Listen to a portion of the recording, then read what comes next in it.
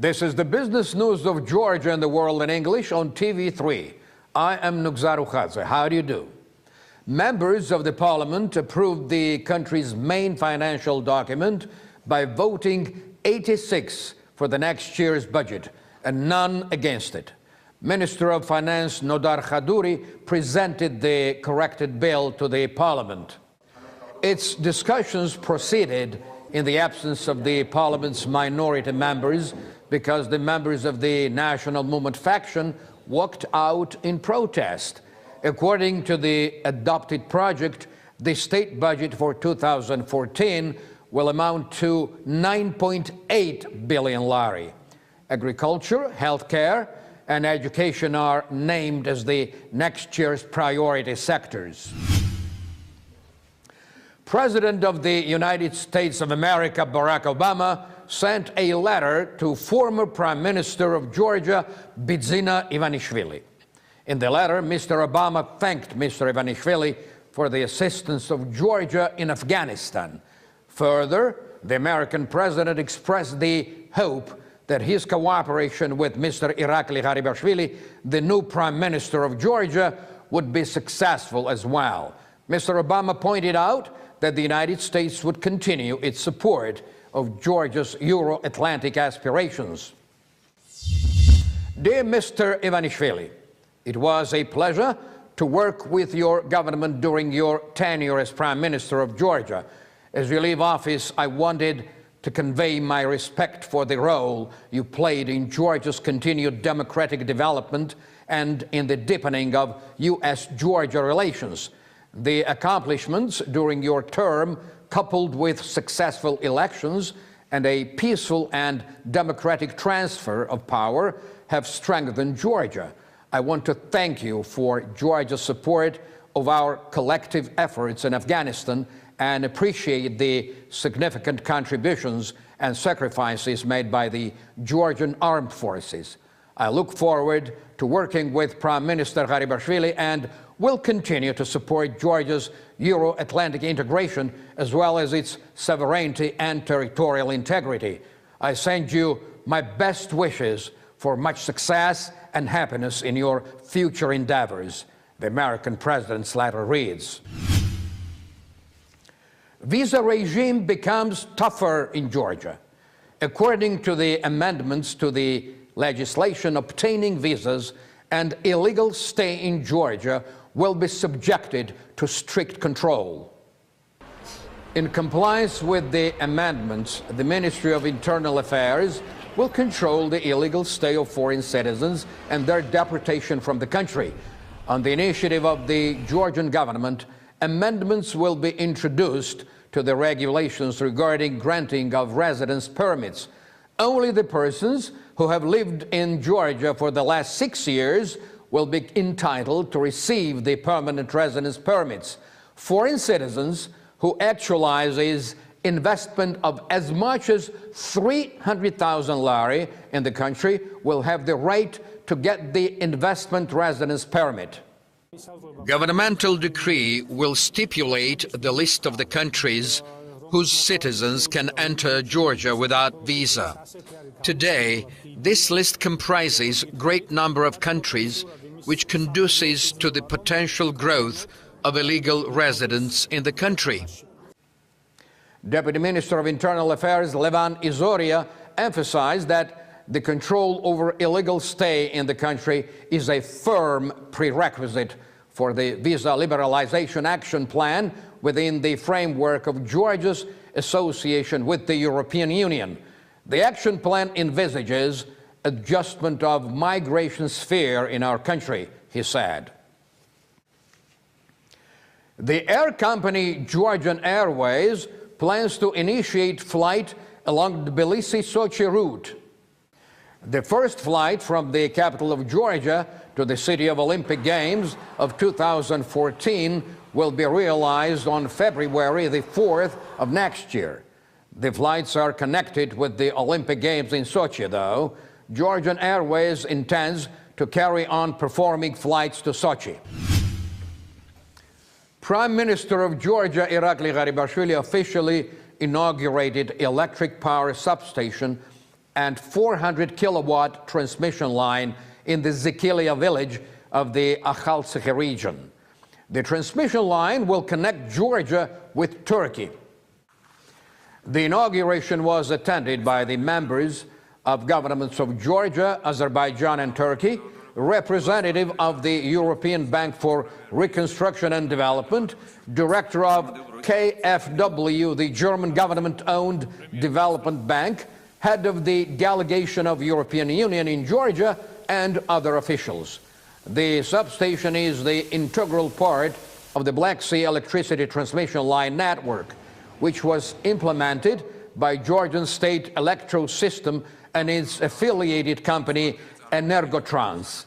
The Prime Minister pointed out that Georgia is the first country in the Caucasian region where the back-to-back system was implemented. By means of the new transmission line, Azerbaijan will deliver electricity to Turkey via Georgia. It will create a unified power system and enhance the potential of the export of electricity to Turkey and European countries. At the same time, it will advance the development of Georgia's power infrastructure. It is an important day for Georgia as well as for the entire region. Power policy and power safety are topical and burning issues world over. The new technologies will allow Georgian power system to realize export and import to Turkey and European countries according to international standards, concluded the Prime Minister.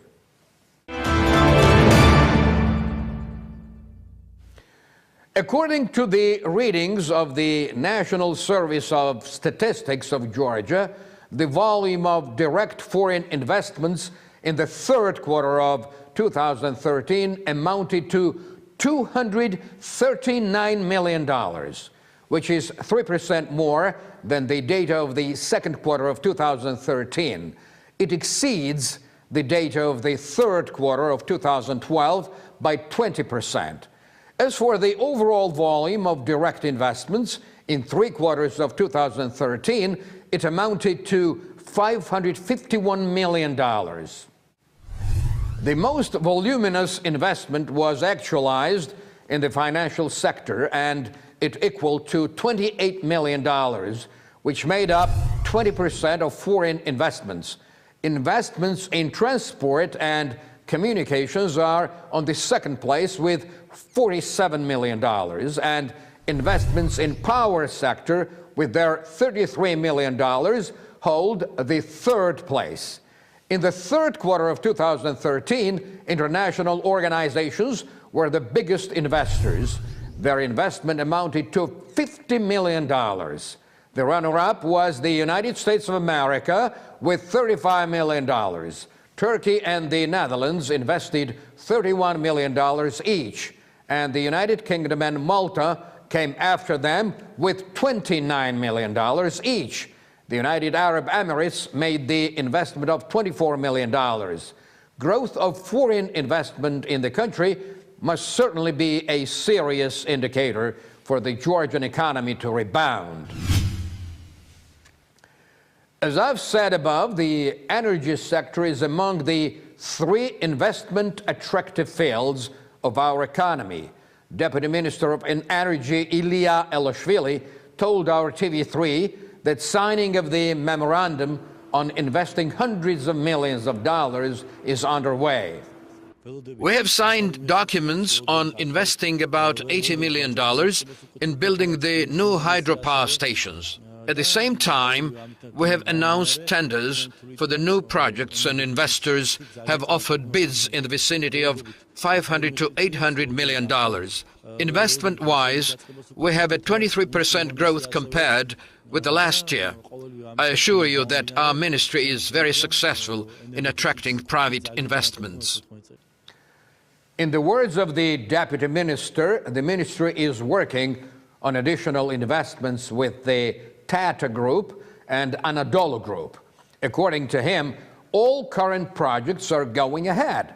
Ilya Elishvili assured us that wind energy projects will remain the priority of his ministry. It seems that the overall volume of investments in the energy sector prompted Kachi Kaladze, Minister of Energy of Georgia, to make encouraging forecasts. Kaladze insists that despite the fact that Georgia is 70% energy dependent on its neighbor countries, mainly Azerbaijan and Russia, the country has the potential of becoming energy independent in the nearest future. To achieve this goal, we should use our hydro resources efficiently. We depend on Russia in winter when we buy its electricity for a good price. If Russia exerts pressure on us, we can use alternative sources in the capacity of Azerbaijan and Turkey, Kaladze says. In his opinion, Russia will not use energy as a lever against Georgia. Either during the war in 2008 or after it, Russia did not resort to that practice. We have close and friendly relations with Russia in that field, Kaladze says. Despite the energy independence forecast for Georgia, projects of Khudoni and Shuachevi hydroelectric stations were highlighted in the Public Defender's 2013 report on human rights and freedoms. At the presentation of the report, Ucha Nanuashvili declared that his office is examining the legitimacy of building these hydro stations and probable infringement of local population's rights. By the initial assessment, it seems that there are questions regarding observing legal procedures connected with the construction of Khudonhesi. According to the information of our office, detailed assessment of project's impact on environment is not available and no ecological evaluation is conducted. In spite of that, high-rank officials are making public declarations about the inevitability of the hydro station, Ucha Nanuashvili said. He also added that in March, he will submit the relevant report to the parliament.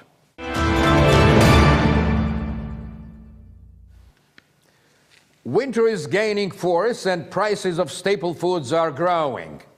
Apart from imported staples, the tendency of price rise touched local products as well.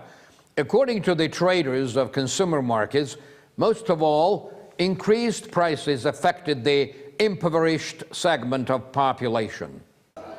Some people ascribe price rise to the winter season, others blame it on the fall of the exchange rate of lari. Most of the traders view the increased prices calmly.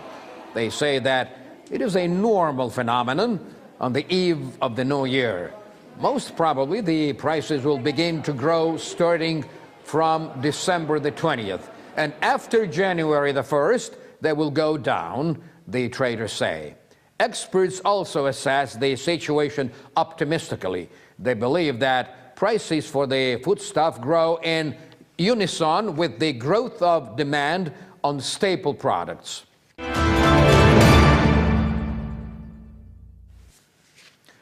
In connection with the International Day of Human Rights Protection, the Institute of Public Research and United Nations Women's Organization presented the results of the research, Violence of Husbands Against Wives.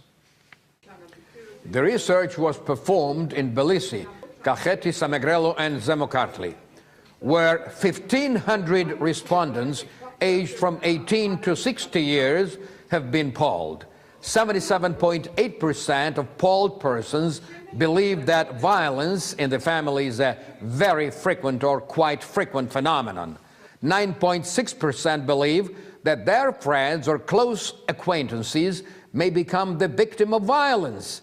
As for a woman's reaction to the violence, 69% believe that she must divorce her husband, while 17% think that the wife must endure the violence.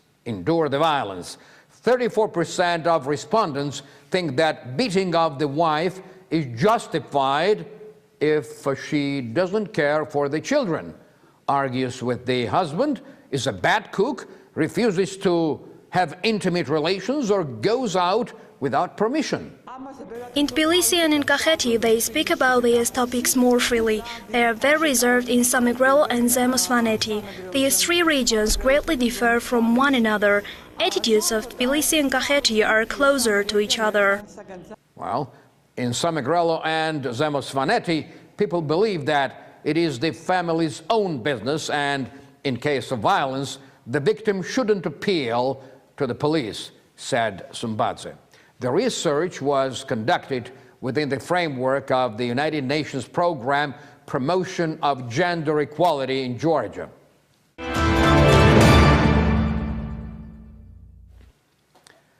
$700 million gap in the budget, internal and foreign debts, inflated national currency, minuscule rate of economic growth, tendency of increasing investment, successful tourist season, reforms in agriculture, return to the Russian market, and prospect of free and universal trade relations with the European Union. How should we assess the year of 2013 in the Georgian economy?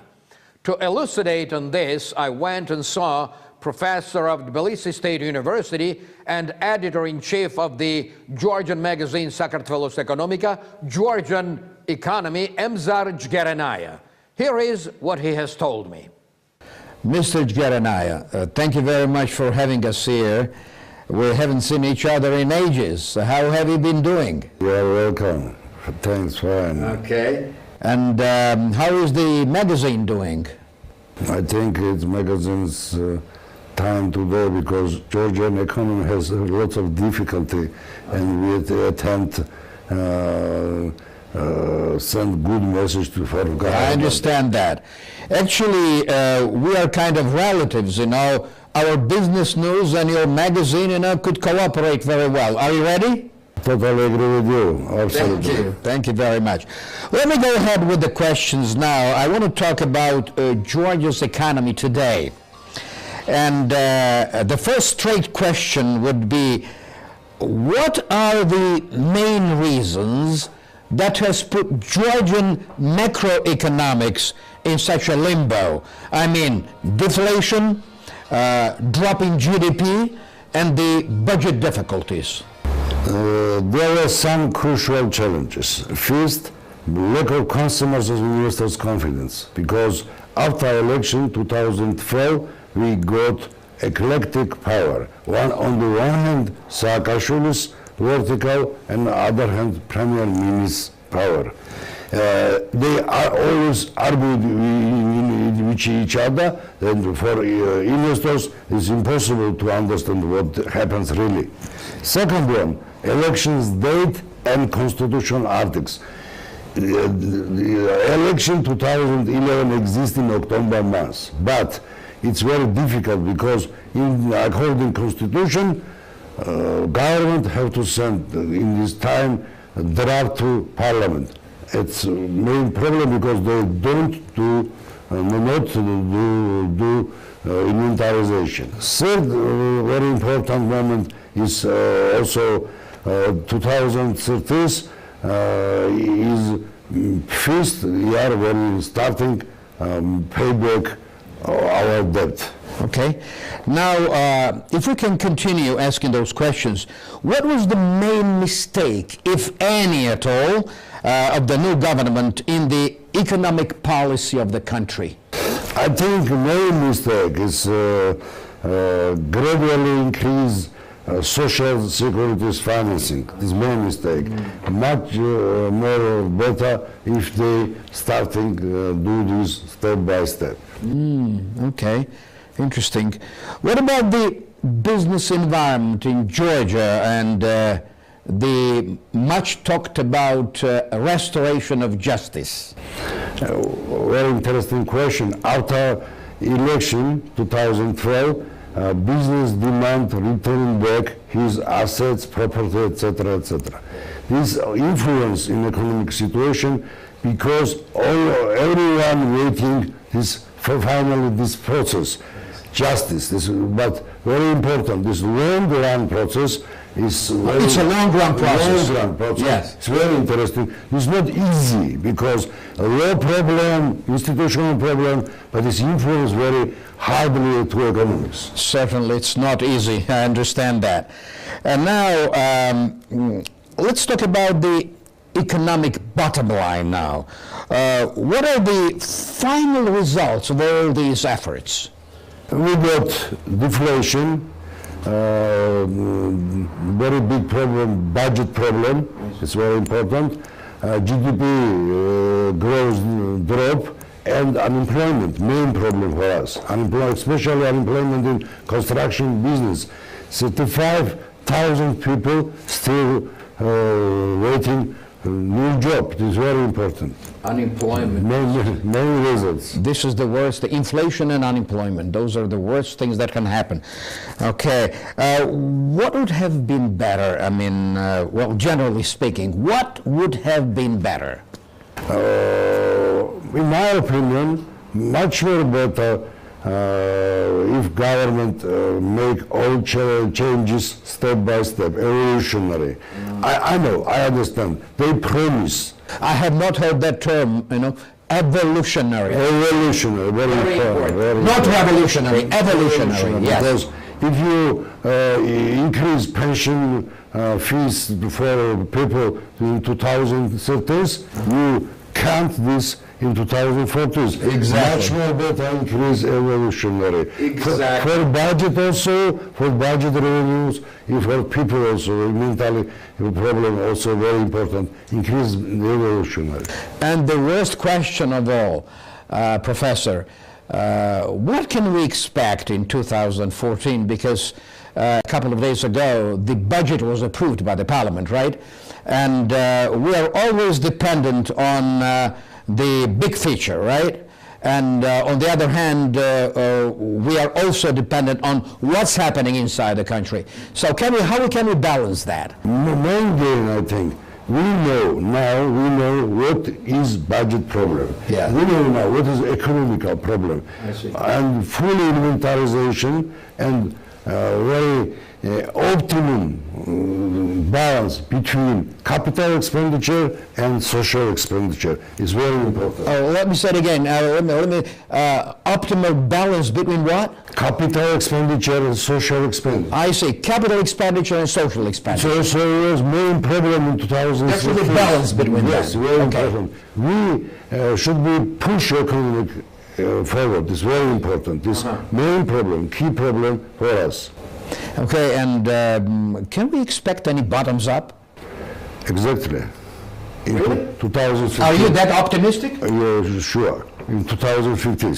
That's good. 2014 is the basic years, and after this, we will step by step increase our economy, push up our business, and I think in 2040 is a crossroads Yes. for change. Old still to one, and very important, improve in business environment and improve relation between investors and Georgian So government. as a scientist, as an economist, I'm a powerful economist, we expect bottoms up. So you're more optimistic than pessimistic, right? I really see this bottoms up. Really. You see? It's the second quarter 2004. So it'll return and go up. Yeah, sure.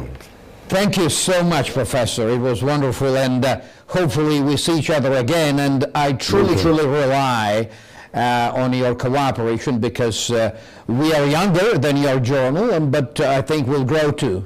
Thank you. Thank you very, very much. Well, if a specialist like Professor Emzar Jgerenaia is optimistic about the future of this country's economy, then we all have a good reason to be even more so, haven't we?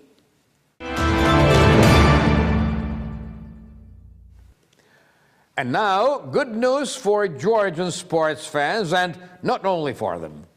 Khvicha Kokuashvili, border guard of the Ministry of Internal Affairs, won the title of world champion in kickboxing. The world champion in kickboxing took place in Antalya, Turkey, the Georgian border guard participated in the tournament in the name of Sporting Team Champion from Dedoplistsaro. 23-year-old Khvicha Kokuashvili was fighting in the 86-kilogram weight category. He won 4 fights, 3 of them with knockouts. Georgian border guard defeated Danish, Turkish, Algerian, and Croatian athletes and won the title of the world champion. That's all this evening. Thank you very much for watching the business news of Georgia and the world in English on TV3. I am Nugzar Ukhadze. I'll see you again next Sunday morning at 11 a.m. and also at 11 p.m. the same day. Until then, have a wonderful weekend. Cheers now.